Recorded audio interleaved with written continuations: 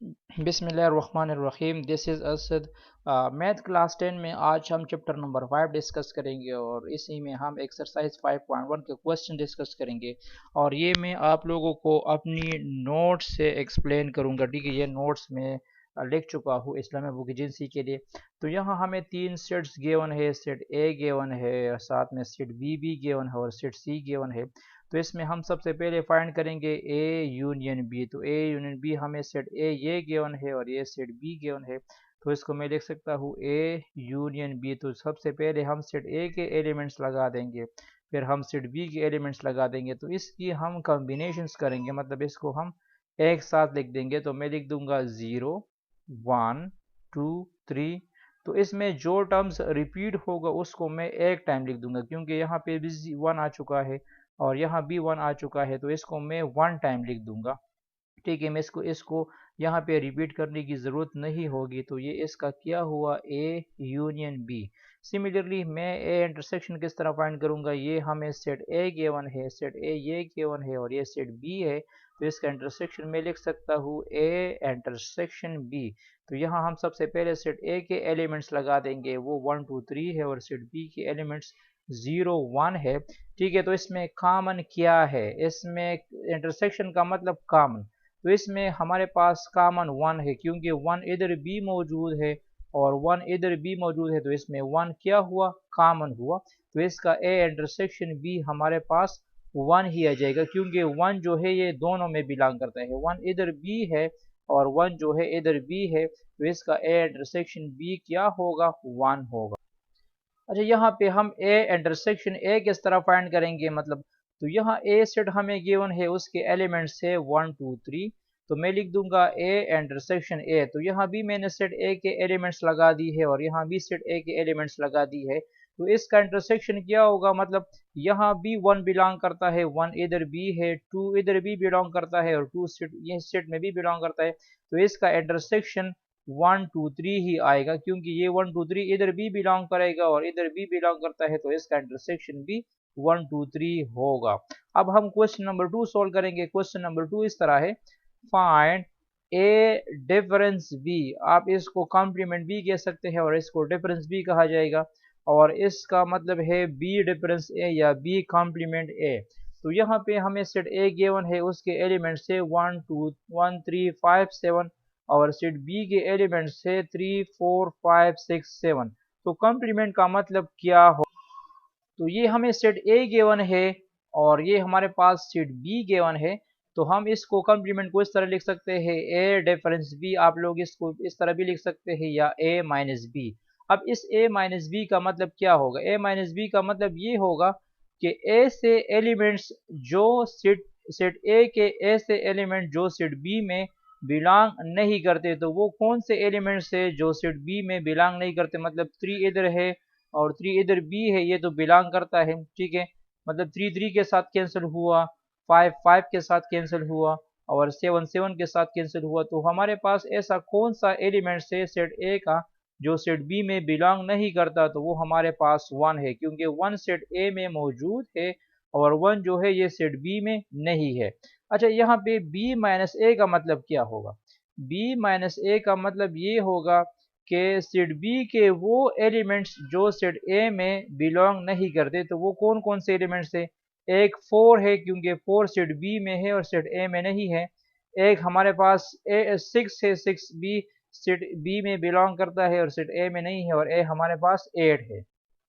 तो b minus ए का मतलब ये होगा कि वो एलिमेंट्स चूज करो जो सेट बी में बिलोंग करते हैं और सेट ए में वो बिलोंग नहीं करता।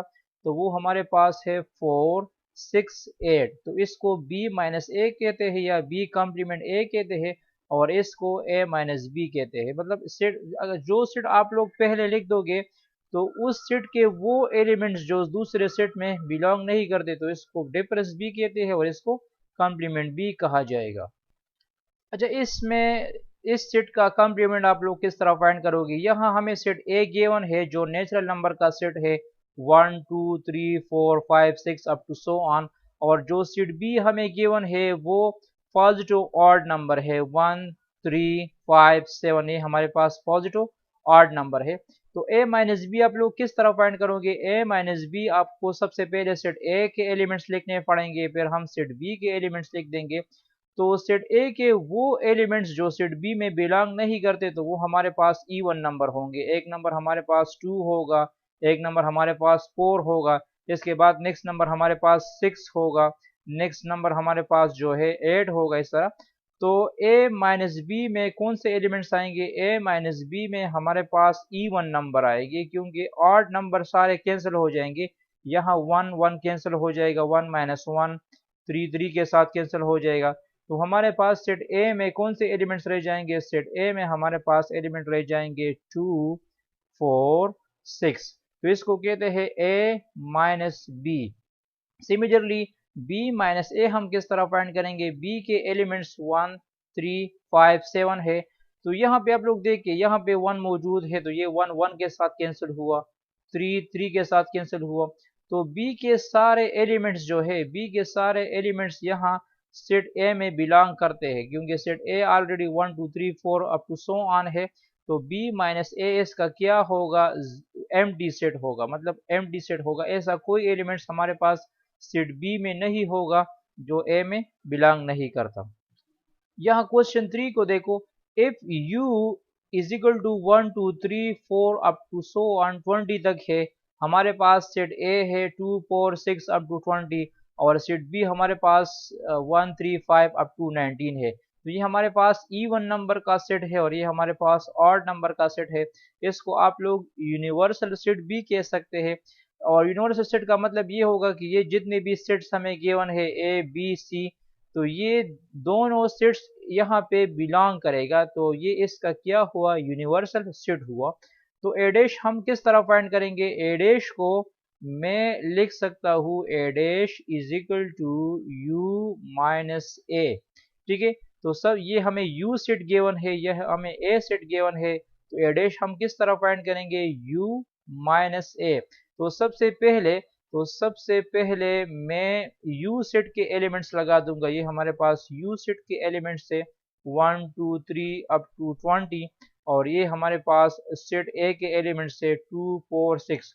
तो u के वो एलिमेंट्स जो a में बिलोंग नहीं करते तो वो कौन कौन से है? तो u के वो एलिमेंट्स जो a में बिलोंग नहीं करते वो हमारे पास है 1, एक 1 हुआ, एक हमारे पास 3 हुआ, क्योंकि ये इवन नंबर्स गिवन है। तो इसका एडेश क्या होगा? इसका एडेश हमारे पास आएगा 1 3 5 7 अप टू 9, ये इसका एडेश हुआ। ठीक है, इसी तरह बी डैश हम किस तरह फाइंड करेंगे? बी डैश मैं लिख सकता हूँ u माइनस बी। तो सबसे पहले मैं u के एलिमेंट्स लगा दूंगा। ये u के यूनिवर्सल सेट के एलिमेंट्स है 1 से लेकर 20 तक, और ये हमारे पास सेट b के एलिमेंट्स है। अब सेट u के वो एलिमेंट्स जो सेट b में बिलोंग नहीं करते तो वो कौन कौन से एलिमेंट्स है? वो हमारे पास इवन नंबर आएगा, एक हमारे पास 2 आएगा, यहाँ पे 4 हो सकता है, फिर यहाँ पे 6 होगा अप टू 20। तो बी डैश हमारे पास क्या होगा? बी डैश हमारे पास होगा 2 4 6 8 अप टू 20। ये हमारे पास क्या हुआ? बी डैश सेट हुआ। अच्छा, सी डैश आप लोग किस तरह फाइंड करोगे? सी डैश हमारे पास एम्प्टी सेट है, तो सी डैश भी आप लोग लिख दोगे u माइनस सी। तो ये मैंने u सेट लिख दिया है और ये मैंने सेट a लिख दिया है। तो सी डैश हमारे पास आ जाएगा 1 2 3, क्योंकि u के सारे एलिमेंट्स जो है वो यहाँ मतलब बिलोंग नहीं करते, u के सारे एलिमेंट्स यहाँ पे बिलोंग नहीं करते। तो कि कोई भी यूनिवर्सल सेट से अगर आप एम्प्टी सेट माइनस करोगे तो वही सेट आएगा। तो ये हमारे पास सी डैश क्या हुआ? 1 2 3 अप टू सो ऑन हो गया। अच्छा, यहाँ पे हम A dash union B dash find करेंगे। तो ए डैश किस तरह फाइंड करना है? ए डैश को मैं लिख सकता हूँ u माइनस ए। तो ऑलरेडी मैं ए डैश एक दफा फाइंड कर चुका हूँ, ये हमारे पास ए डैश की वैल्यू है, दिस इज ए डैश। और सिमिलरली बी डैश भी मैं ऊपर फाइंड कर चुका हूँ, ये हमारे पास हुआ बी डैश।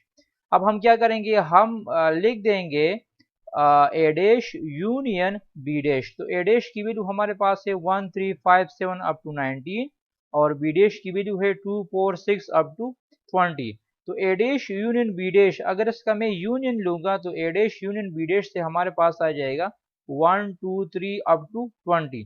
और ये याद भी रखना पड़ेगा कि ए डैश यूनियन बी डैश हमेशा, ए डैश यूनियन बी डैश हमेशा हमारे पास इक्वल होगा यूनिवर्सल सेट का। ठीक है, अगर ए डैश आप लोग फाइंड करोगे और बी डैश फाइंड करोगे तो इसका यूनियन हमारे पास वापस यूनिवर्सल सेट ही होगा, अगर इसके साथ कोई और सेट ना हो तब।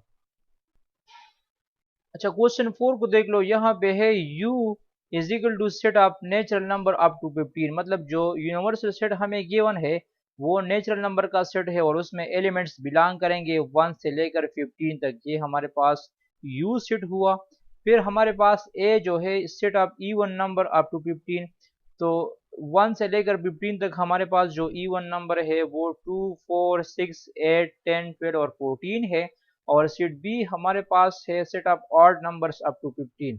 तो 1 से लेकर 15 तक जो ऑड नंबर है हमारे पास 1 3 5 7 11 9 11 13 और 15 है।